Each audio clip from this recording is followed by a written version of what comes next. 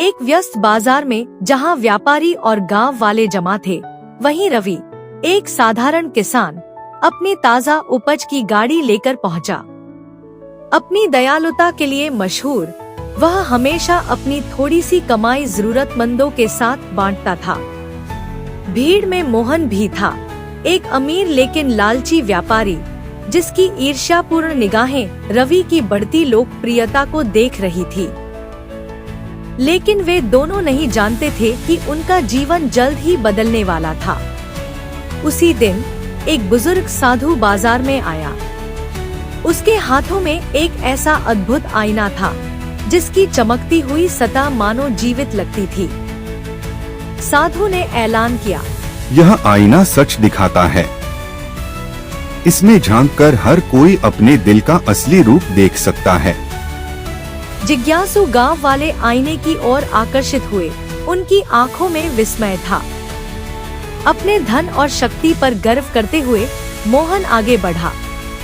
उसने कहा, आइए मैं सबको दिखाता हूँ कि मेरा दिल कितना महान है। आइए। लेकिन जब उसने आईने में झांका तो जो दिखा वह उसके लिए एक झटका था। आईने में एक भयानक, स्वार्थी छवि दिखी, जो सोना जमा कर रहा था और जरूरतमंदों की मदद से मुंह मोड़ रहा था।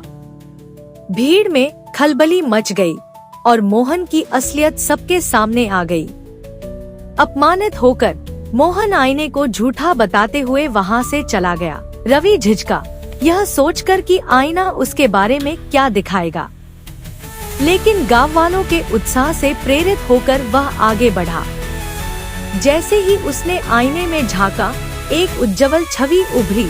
रवि गरीबों की मदद कर रहा था, खाना बांट रहा था और अपने चेहरे पर एक दयालु मुस्कान लिए हुए था। आईने की चमक से चारों ओर गरिमा फैल गई और भीड़ खुशी से झूम उठी।